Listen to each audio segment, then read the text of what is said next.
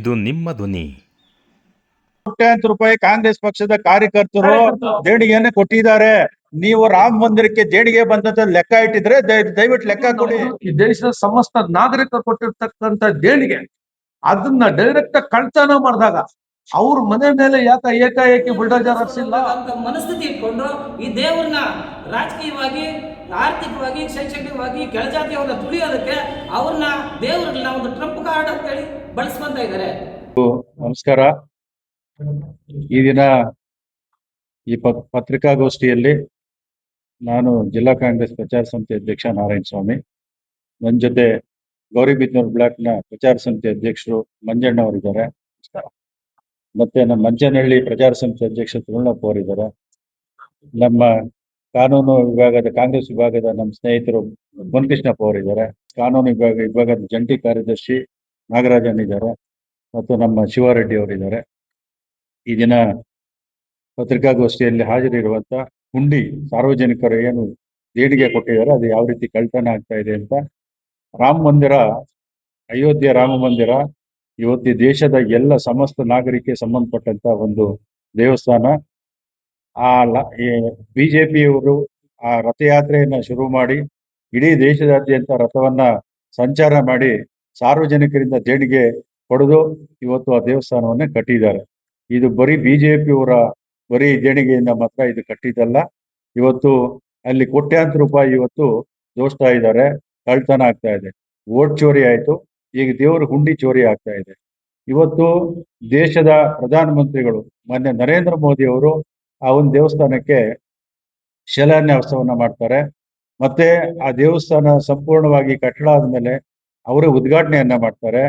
ಅವರೇ ರಾಮನಿಗೆ ಪ್ರಾಣ ಪ್ರತಿಷ್ಠಾಪನೆಯನ್ನು ಸಹ ಅವರೇ ಮಾಡ್ತಾರೆ. ನಮ್ಮ ಹಿಂದೂ ಸಂಪ್ರದಾಯದ ಪ್ರಕಾರ ಬ್ರಾಹ್ಮಣರು ಶಾಸ್ತ್ರೋಕ್ತವಾಗಿ ಪ್ರಾಣ ಪ್ರತಿಷ್ಠೆಯನ್ನ ಮಾಡುವಂಥದ್ದು ಇದೆ, ಆದ್ರೆ ಅವರೇ ಪ್ರಾಣ ಪ್ರತಿಷ್ಠೆಯನ್ನು ಸಹ ಮಾಡ್ತಾರೆ. ಇವತ್ತು ಕೋಟ್ಯಾಂತರ ರೂಪಾಯಿ ಕಳ್ತನ ಆಗ್ತಾ ಇದೆ, ಇದು ದೇಶಕ್ಕೆ ಎಲ್ಲರ ಕಣ್ಣಿಗೆ ಕಾಣ್ತಾ ಇದೆ. ಇಷ್ಟಾದ್ರೂ ಸಹ ಈ ದೇಶದ ಪ್ರಧಾನಮಂತ್ರಿಗಳು ಅವರೇ ಟ್ರಸ್ಟ್ ಮಾಡ್ತಾರೆ, ಅವರೇ ಶಿಲಾನ್ಯಾಸ ಮಾಡ್ತಾರೆ, ಅವರೇ ಉದ್ಘಾಟನೆ ಮಾಡ್ತಾರೆ, ಟ್ರಸ್ಟ್ ಸದಸ್ಯರನ್ನು ಸಹ ಅವರೇ ನೇಮಿಸ್ತಾರೆ. ಇಷ್ಟಾದ್ರೂ ಅವ್ರ ಕಣ್ಣೆದುರುಗಡೆ ಕೋಟ್ಯಾಂತರ ರೂಪಾಯಿ ಕಳ್ತನ ಆಗ್ತಾ ಇದೆ. ಇದುವರೆಗೂ ಮೊನ್ನೆ ಪ್ರಧಾನಮಂತ್ರಿ ಅವರು ಬಾಯಿ ಬಿಸ್ತಾ ಇಲ್ಲ. ಅವರು ರಾಮ ಮಂದಿರ ಮತ್ತು ರಾಮನ ಹೆಸರಲ್ಲಿ ಇವತ್ತು ರಾಜ್ಯ ಮತ್ತು ರಾಷ್ಟ್ರದಲ್ಲಿ ಅಧಿಕಾರಕ್ಕೆ ಬರ್ಲಿಕ್ಕೆ ಮಾತ್ರ ರಾಮನ ಹೆಸರನ್ನ, ಅಯೋಧ್ಯೆ ಹೆಸರನ್ನ ಬಳಸ್ಕೊಂಡ್ರೆ ವಿನಃ ಆ ಒಂದು ನಿಷ್ಠೆ, ಪ್ರಾಮಾಣಿಕತೆ ಆ ದೇವರಲ್ಲಿ ಇಲ್ಲ. ನಾವು ಕಾಂಗ್ರೆಸ್ನವರು ನಾವು ಸಹ ರಾಮನಿಗೆ ದೇಣಿಗೆಯನ್ನ ಕೊಟ್ಟಿದ್ದೇವೆ. ನಾನು ವಿದ್ಯಾರ್ಥಿ ದೆಸೆಯಲ್ಲಿದ್ದೆ, ರಾಷ್ಟ್ರೀಯ ಹೆದ್ದಾರಿಯಲ್ಲಿ ಆ ರಥ ಬಂತು.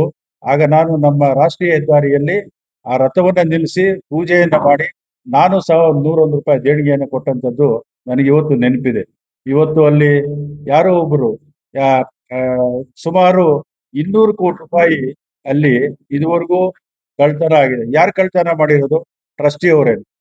ಅಲ್ಲಿ ಸಿಸಿ ಕ್ಯಾಮ್ರಾಗಳ ಅಳವಡಿಸಿದ್ದಾರೆ, ಆ ಸಿಸಿ ಕ್ಯಾಮ್ರಾಗಳು ಸಹ ಕೆಲಸ ಮಾಡ್ತಾ ಇಲ್ಲ. ಅಲ್ಲಿ ಹುಂಡಿ ಎಣಿಕೆ ಮಾಡಕ್ ಹೋಗುವಂತವ್ರು ಯಾವ ರೀತಿ ಹೋಗ್ಬೇಕು? ಮೊದಲು ಅವ್ರನ್ನ ತಪಾಸಣೆ ಮಾಡಿ ಯಾವುದೇ ವಸ್ತುಗಳನ್ನ ಒಳಗಡೆ ತಗೊಂಡು ಹೋಗ್ದಂಗೆ ತಪಾಸಣೆ ಮಾಡಿ ಅಲ್ಲಿ ಬಿಡ್ಬೇಕು. ಆನಂತರ ಎಣಿಕೆ ಆದ್ಮೇಲೆ ಅವ್ರು ಹೊರಗಡೆ ಬರುವಾಗ ತಪಾಸಣೆ ಮಾಡಿ ಆ ಹಣವನ್ನ ಏನು ಆಚೆ ತಗೊಂಡು ಹೋಗಿರೋಂಗೆ ತಪಾಸಣೆ ಮಾಡಿ ಹೊರಗಡೆ ಬಿಡ್ಬೇಕಾಗ್ತದೆ. ಆ ಕೆಲಸವನ್ನ ಅವ್ರು ಮಾಡಿಲ್ಲ. ಈಗಾಗಲೇ ಯಾರು ಚಂಪತ್ ರಾಯ್ ಮತ್ತು ಅನಿಲ್ ಮಿಶ್ರಾ ಇವರು ಅಲ್ಲಿ ಮುಖ್ಯಸ್ಥರು, ಈಗಾಗಲೇ ಅವರು ರಾಜೀನಾಮೆಯನ್ನು ಕೊಟ್ಟಿದ್ದಾರೆ. ಅವ್ರ ಮೇಲೆ ಕ್ರಿಮಿನಲ್ ಕೇಸುಗಳು ಸಹ ಆಗಿದೆ. ಮತ್ತೆ ಈ ರಾಮಚರಿತ ಮಾನಸ್ ಅಂತ ಒಂದು ಚಿನ್ನದ ಲೇಪನದ ಹಾಳೆಗಳನ್ನ ತಯಾರು ಮಾಡಿ ಅಲ್ಲೇ ರಾಮನ ಬಗ್ಗೆ ಒಂದು ಚರಿತ್ರೆಯನ್ನು ಬರ್ತಿದ್ರು. ಅದರ ಮೇಲೆ ₹5 ಕೋಟಿ.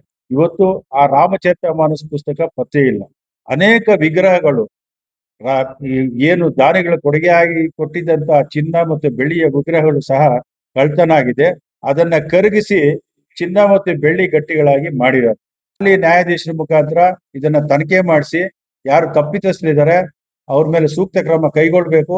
ಏನ್ ಇವತ್ತು ಅಲ್ಲಿ ಹಣ ಮತ್ತು ಚಿನ್ನ, ಬೆಳ್ಳಿ, ವಜ್ರ ಏನು ಕಳ್ತನ ಆಗಿದೆ ಅದನ್ನ ವಸೂಲಿ ಮಾಡಿ ರಾಮ ಮಂದಿರ ಟ್ರಸ್ಟ್ಗೆ ಕೊಡಬೇಕು ಅಂತ ಈ ಸಂದರ್ಭದಲ್ಲಿ ಹೇಳ್ತೇನೆ. ಮತ್ತೆ ಈ ಹಣ ಇದುವರೆಗೂ ಲೆಕ್ಕ ಕೊಟ್ಟಿಲ್ಲ. ಯಾಕೆ ಕೊಟ್ಟಿಲ್ಲ? RTI ಕೇಳುವಂಗಿಲ್ಲ. ಇದನ್ನ ಯಾರು ಕಾನೂನು ಮಾಡಿದ್ದು? ಮೋದಿ ಅವರೇ ಮಾಡಿದ್ದಾರೆ. ಅದು ಸಾರ್ವಜನಿಕರಿಗೆ ಸಂಬಂಧಪಟ್ಟಂತ ಒಂದು ದೇವಸ್ಥಾನ, ಅದರಲ್ಲಿ ಲೆಕ್ಕ ಕೇಳೋಕೆ ನಮ್ಗೆ ಅಧಿಕಾರ ಇಲ್ಲ ಅಂತಂದ್ರೆ ಏನರ್ಥ? ಇವತ್ತು ಏನು ನೀಟ್ ಪರೀಕ್ಷೆಯಲ್ಲಿ ಸುಮಾರು 87 ಸಾರಿ ಪ್ರಶ್ನೆ ಪತ್ರಿಕೆ ಲೀಕ್ ಆಯ್ತು. ಸುಮಾರು ಜನ ವಿದ್ಯಾರ್ಥಿಗಳು ಆತ್ಮಹತ್ಯೆ ಮಾಡ್ಕೊಂಡ್ರು. ಅದರ ಬಗ್ಗೆ ಏನು ಬಾಯ್ಬಿಷ್ಟ ಇಲ್ಲ ಪ್ರಧಾನಮಂತ್ರಿಗಳಾಗ್ಲಿ ಗೃಹ ಮಂತ್ರಿಗಳಾಗ್ಲಿ. ಇಂಥ ಒಂದು ಕೇಂದ್ರ ಸರ್ಕಾರ ಇವತ್ತು ಕಣ್ಣು ಮುಚ್ಕೊಂಡು ಕೂತಿದೆ. ನಾವು ಇದರ ಬಗ್ಗೆ ಇಡೀ ದೇಶದಾದ್ಯಂತ ನಾವು ಪ್ರತಿಭಟನೆಯನ್ನ ಮಾಡ್ತಾ ಇದ್ದೀವಿ. ಮುಂದಿನ ದಿನಗಳಲ್ಲಿ ಸಹ ಇದರ ಬಗ್ಗೆ ನಾವು ಪಂಜಿನ ಮೆರವಣಿಗೆ ಸಹ ಮಾಡಬೇಕು ಅಂತ ನಾವು ಇದ್ದೀವಿ. ಇತ್ತೀಚೆಗೆ ಸುಧಾಕರ್ ಸಿಂಗ್ ಅನ್ನೋರು RJD MP ಅವರು ಸುಪ್ರೀಂ ಕೋರ್ಟ್ ಅಲ್ಲಿ ಒಂದು ವ್ಯಾಜ್ಯವನ್ನ ದಾಖಲು ಮಾಡಿದ್ದಾರೆ. ಈಗಾಗಲೇ ಸುಪ್ರೀಂ ಕೋರ್ಟ್ನವರು ಕ್ಲಿಯರ್ ಡೈರೆಕ್ಷನ್ ಕೊಟ್ಟಿದ್ದಾರೆ ಆ ಟ್ರಸ್ಟಿಗಳಿಗೆ. ಎಷ್ಟು ಹಣ ಇದುವರೆಗೂ ಹುಂಡಿಯಲ್ಲಿ ಲೆಕ್ಕ ಮಾಡಿದಾರ, ಎಷ್ಟು ಮಿಸ್ಯೂಸ್ ಆಗಿದೆ ಅದನ್ನೆಲ್ಲ ನಮಗೆ ಲೆಕ್ಕ ಕೊಡಬೇಕು. ಮತ್ತೆ CC ಕ್ಯಾಮ್ರಾಗಳಲ್ಲಿ ಏನ್ ದಾಖಲಾಗಿದೆ ಅದನ್ನೆಲ್ಲ ಸಹ ಕೊಡಬೇಕು ಅಂತ ಹೇಳ್ಬಿಟ್ಟು ಇವತ್ತು ಸುಪ್ರೀಂ ಕೋರ್ಟ್ನವರು ಅವ್ರಿಗೆ ಡೈರೆಕ್ಷನ್ ಕೊಟ್ಟಿದ್ದಾರೆ. ಮತ್ತೆ CCTV ಫುಟೇಜಸ್ ಸಹ ಸುಪ್ರೀಂ ಕೋರ್ಟ್ಗೆ ಹಾಜರು ಮಾಡಬೇಕು ಅನ್ನೋ ಡೈರೆಕ್ಷನ್ ಸುಪ್ರೀಂ ಕೋರ್ಟ್ ಅವರು ಕೊಟ್ಟಿದ್ದಾರೆ. ಸೊ ಇದುವರೆಗೂ ಯಾವುದೇ ಅಂತ ದಾಖಲೆಗಳನ್ನ ನ್ಯಾಯಾಲಯಕ್ಕಾಗ್ಲಿ ಅಥವಾ ಸಾರ್ವಜನಿಕರ ಗಮನಕ್ಕಾಗ್ಲಿ ಆ ಟ್ರಸ್ಟಿಗಳು ಕೊಟ್ಟಿಲ್ಲ. ಸೊ ಆದ್ರಿಂದ ಈ ತರ ಏನು ಇವತ್ತು ಹುಂಡಿ ಕಳ್ಳತನ ಆಗಿದೆ, ಇದು ಕೇವಲ ನರೇಂದ್ರ ಮೋದಿ ಬಿಜೆಪಿ ಸರ್ಕಾರ ಅಥವಾ ವಿಶ್ವ ಹಿಂದೂ ಪರಿಷತ್ತು ಬಿಜೆಪಿ RSS ಸಂಬಂಧಪಟ್ಟಿದೆಲ್ಲ. ರಾಮ ಇಡೀ ಭಾರತ ದೇಶದ ಎಲ್ಲ ಜನಾಂಗದ ದೈವ, ಎಲ್ಲರೂ ಆರಾಧನೆ ಮಾಡುವಂತ, ಎಲ್ಲರೂ ಪೂಜೆ ಮಾಡುವಂತ ದೈವ. ಸೊ ಹಾಗಾಗಿ ನಾವು ಈ ಮುಖಾಂತರ ಮಾನ್ಯ ನರೇಂದ್ರ ಮೋದಿ ಅವರನ್ನ, ಗೃಹ ಮಂತ್ರಿ ಕೇಂದ್ರ ಗೃಹ ಮಂತ್ರಿ ಅವರನ್ನ ಮತ್ತು ನಡ್ಡಾ ಅವರನ್ನ ನಾವು ಮನವಿ ಮಾಡ್ತೇವೆ. ಇದರ ಬಗ್ಗೆ ಕೂಲಂಕುಷವಾದ ಒಂದು ತನಿಖೆ ಆಗ್ಬೇಕು, ತಪ್ಪಿತಸ್ಥರಿಗೆ ಶಿಕ್ಷೆ ಆಗ್ಬೇಕು. ಏನ್ ಇದುವರೆಗೂ ಅಲ್ಲಿ ಕೊಳ್ಳೆ ಹೊಡೆದಿದ್ದಾರೆ ಅದನ್ನೆಲ್ಲ ಮತ್ತೆ ರಾಮನ ಮಂದಿರಕ್ಕೆ ಸೇರಿಸ್ಬೇಕು ಅಂತ ನಾವು ಆಗ್ರಹಿಸ್ತೇವೆ. ಮತ್ತೆ ಇತ್ತೀಚೆಗೆ ಏನು ಇದು ಹೊರಗಡೆ ಬಂದ್ಮೇಲೆ, ಕಳ್ಳತನ ಆಗಿದ್ದು ಹೊರಗಡೆ ಬಂದ್ಮೇಲೆ ಇವತ್ತು ಭಕ್ತಾದಿಗಳು ಯಾರು ಹುಂಡಿಗೆ ಹಣ ಹಾಕ್ತಾ ಇಲ್ಲ. ಎಲ್ಲ ಡಿಜಿಟಲ್ ಸಿಸ್ಟಮ್ ಅಲ್ಲಿ ಫೋನ್ ಪೇ, ಗೂಗಲ್ ಪೇ ಆ ರೀತಿ ಹಣ ಹಾಕ್ತಾ ಇದ್ದಾರೆ. ಸೊ ಅದರಿಂದ ಇದು ನಿಜವಾಗ್ಲೂ ಖಂಡನೀಯ. ಇದಕ್ಕೆ ನಾವಂತೂ ಆಗ್ರಹಿಸ್ತೇವೆ. ಮಾನ್ಯ ಪ್ರಧಾನಮಂತ್ರಿಗಳೇ, ಗೃಹ ಸಚಿವರೇ, ಇದರ ಬಗ್ಗೆ ತೀವ್ರವಾದ ಒಂದು ತನಿಖೆ ಆಗ್ಬೇಕು. ನೀವು ಈ ಹಣವನ್ನ ಏನ್ ದೋಚಿದ್ದಾರೆ ಅವ್ರ ಮೇಲೆ ಕ್ರಮವನ್ನ ತಗೋಬೇಕು ಅಂತ ಹೇಳ್ಬಿಟ್ಟು ಈ ಸಂದರ್ಭದಲ್ಲಿ ಆಗ್ರಹಿಸ್ತೇವೆ. ಯೋಗಿ ಆದಿತ್ಯನಾಥ್ ಸಣ್ಣ ಪುಟ್ಟದಾಗಿ ಯಾವ ವಿಚಾರಗಳು ಬಂದಾಗ ಬುಲ್ಡೋಜರ್ ಹಾಕ್ಸಿರೋದು ತಮ್ಮ ಪ್ರೆಸ್ ಎಲ್ಲರಿಗೂ ಗೊತ್ತಿದೆ, ಮನೆಯಲ್ಲಿ ಡೆಮಾಲಿಷ್ ಮಾಡೋದು ಗೊತ್ತಿದೆ. ಈ ರೀತಿ ಇವತ್ತು 200 ಕೋಟಿ ದೇವ್ರೊಡವೆ, ಅದು ನಿಮ್ಮದು ನಮ್ಮದು ಈ ದೇಶದ ಸಮಸ್ತ ನಾಗರಿಕರು ಕೊಟ್ಟಿರ್ತಕ್ಕಂಥ ದೇಣಿಗೆ, ಅದನ್ನ ಡೈರೆಕ್ಟ್ ಕಳ್ತನ ಮಾಡಿದಾಗ ಅವ್ರ ಮನೆ ಮೇಲೆ ಏಕಾಏಕಿ ಬುಲ್ಡೋಜರ್ ಹಾಕ್ಸಿಲ್ಲ. ಇದು ಬೇರೆಯವ್ರಿಗೆ ನ್ಯಾಯ, ಇವ್ರಿಗೂ ನ್ಯಾಯನಾ?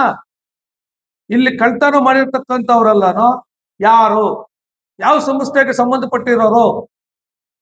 ಅಲ್ಲಿ RTI ಬರೋದಿಲ್ಲ. ಆ ಒಂದು ಸ್ಥಾಪನೆ ಮಾಡಿರೋರು ಘನತೆಯುತ ಪ್ರೈಮ್ ಮಿನಿಸ್ಟರ್, ಓಪನ್ ಮಾಡಿರೋರು ಅವರ, ಗುದ್ಲಿ ಪೂಜೆ ಮಾಡಿರೋರು ಅವರ, ಎಲ್ಲಾ ಅಲ್ಲಿ A to Z ಅವರೇ ಮಾಡಿರ್ತಕ್ಕಂತ ಒಂದು ರಾಮ ಮಂದಿರನ ಇವತ್ತು ಅಲ್ಲಿ ಅಷ್ಟೊಂದು ಆಗಿದೆ, ಅದನ್ನ ತಡೆಗಟ್ಟಕ್ ಆಗ್ತಾ ಇಲ್ಲ ಅವ್ರ ಕೈಯಲ್ಲಿ. ಯಾಕೆ ಈ ಹಿಂದೂ ಧರ್ಮದಲ್ಲಿ ಎಲ್ಲ ಹಿಂದೂ ಅಂದ್ರೆ ಒಂದು ಅಂತ ಹೇಳ್ತಾರೆ, ಆದ್ರೆ ಜಾತಿಯಲ್ಲಿ ಮಾತ್ರ ಒಂದು ಅಂತ ಹೇಳ್ತಾರೆ. ಹೆಸರು ಮಾತ್ರ ಒಂದು, ಹಿಂದೂ ಅಂದ್ರೆ ನಾವೆಲ್ಲ ಒಂದು. ಯಾವಾಗ ವೇದಿಕೆಗಳಲ್ಲಿ, ಸ್ಟೇಜ್ಗಳಲ್ಲಿ, ಫಂಕ್ಷನ್ಗಳಲ್ಲಿ, ಮೈಕ್ಲ ಹತ್ರ, ಪ್ರೆಸ್ ಮೀಡಿಯಾದ ಹತ್ರ ಮಾತ್ರ ಓಟ್ ಗಿಮಿಕ್ ಮಾತ್ರ ಹಿಂದೂಗಳೆಲ್ಲ ಒಂದು ಅನ್ನೋದು. ಆಮೇಲೆಲ್ಲ ಜಾತಿ, ನಮ್ಮ ಜಾತಿಯವರೆಲ್ಲ ಒಂದು, ನಿಮ್ಮ ಜಾತಿಯವರೆಲ್ಲ ಒಂದು, ಆ ಜಾತಿಯವರು ಈ ಜಾತಿಯವರು ಅನ್ನೋದು. ಈ ಹಿಂದೂ ಧರ್ಮದಲ್ಲಿ ಅಸಮಾನತೆ ಕಾರಣಕ್ಕಾಗಿ ಈ ದೇಶದಲ್ಲಿ ಮೇಲು ಕೀಳು ಇದೆ ಅಂದ್ರೆ ಅದಕ್ಕೆ ಮುಖ್ಯ ಕಾರಣ ಜಾತಿ. ಯಾ ದೇವರನ್ನು ಹೇಳಿಲ್ಲ, ಏನಂತ ರಾಮನು ಹೇಳಿಲ್ಲ, ಕೃಷ್ಣ ಹೇಳಿಲ್ಲ, ಈಶ್ವರ ಯಾವ ದೇವರನ್ನು ಸಹ ಈ ಜಾತಿಯವ್ರನ್ನ ನಮ್ಮ ಹತ್ರ ಬಿಡಿ, ಈ ಜಾತಿಯವ್ರನ್ನ ಆ ಕಡೆ ಬಿಡಿ, ಈ ಜಾತಿಯವ್ರನ್ನ ಕಸ ಗುಡ್ಸಕ್ ಬಿಡಿ, ಈ ಜಾತಿಯವ್ರನ್ನ ನಮ್ಗ ಪೂಜೆ ಮಾಡಕ್ ಬಿಡಿ, ಈ ಜಾತಿಯವ್ರನ್ನ ಅಡ್ಮಿನಿಸ್ಟ್ರೇಟಿವ್ ಕೊಡಿ, ಈ ಜಾತಿಯವ್ರಿಗೆ ಅಧಿಕಾರ ಕೊಡಿ, ಈ ಜಾತಿಯವ್ರಿಗೆ ಅಧಿಕಾರದಿಂದ ಅದು ವಂಚಿತರನ್ನ ಮಾಡಿ ಅಂತ ಯಾವ ದೇವರನ್ನು ಹೇಳಿಲ್ಲ. ಒಂದು ವೇಳೆ ಆ ರೀತಿ ಹೇಳಿದ್ರೆ ಪಟ್ಟಿಯನ್ನ ಬಿಡುಗಡೆ ಮಾಡಲಿ ಅಂತೇಳಿ ಇವತ್ತು ಏನು ನಾವೆಲ್ಲ ಪ್ರಬುದ್ಧರು, ವಿಶ್ವ ಮಾನವರು ಅಂತೇಳಿ ಈ ದೇಶದಲ್ಲಿ ಇಡೀ ಪ್ರಪಂಚದಲ್ಲೇ ಏನು ಪ್ರಚಾರ ಮಾಡ್ಕೊಂಡು ಬರ್ತಾ ಇದ್ದಾರೆ. ಅವರು ಪಟ್ಟಿಯನ್ನ ಬಿಡುಗಡೆ ಮಾಡಲಿ, ಈ ದೇವರು ಹೇಳಿದ್ದಾರೆ ಇಂಥ ಜಾತಿಯವರು ಇಂಥ ಕೆಲಸ ಮಾಡಬೇಕು ಅಂತೇಳಿ ಪಟ್ಟಿ ಬಿಡುಗಡೆ ಮಾಡಿದ್ರೆ ನಾವೆಲ್ಲ ಅದಕ್ಕೆ ಒಬ್ಲೈಸ್ ಆಗ್ತೀವಿ. ಆದರೆ ಇವರು ತಮ್ಮ ತಮ್ಮ ಸ್ವಾರ್ಥಕ್ಕಾಗಿ, ತಮ್ಮ ತಮ್ಮ ಏನು ಒಂದು ಅಹಂನ ತಮ್ಮ ತಮ್ಮ ಮೈಂಡ್ ಸೆಟ್ನ ಏನು 3-4 ಸಾವಿರ ವರ್ಷಗಳಲ್ಲಿ ಏನೆಲ್ಲ ಮಾಡ್ಕೊಂಡು ಬಂದಿದ್ರು ಅದನ್ನೇ ಮುಂದುವರಿಸ್ಕೊಂಡು ಹೋಗ್ಬೇಕಂತ ಮನಸ್ಥಿತಿ ಇಟ್ಕೊಂಡು ಈ ದೇವ್ರನ್ನ ರಾಜಕೀಯವಾಗಿ, ಆರ್ಥಿಕವಾಗಿ, ಶೈಕ್ಷಣಿಕವಾಗಿ ಕೆಳಜಾತಿಯವ್ರನ್ನ ತುಳಿಯೋದಕ್ಕೆ ಅವ್ರನ್ನ ದೇವ್ರನ್ನ ಒಂದು ಟ್ರಂಪ್ ಕಾರ್ಡ್ ಅಂತೇಳಿ ಬಳಸ್ಕೊಂತ ಇದ್ದಾರೆ.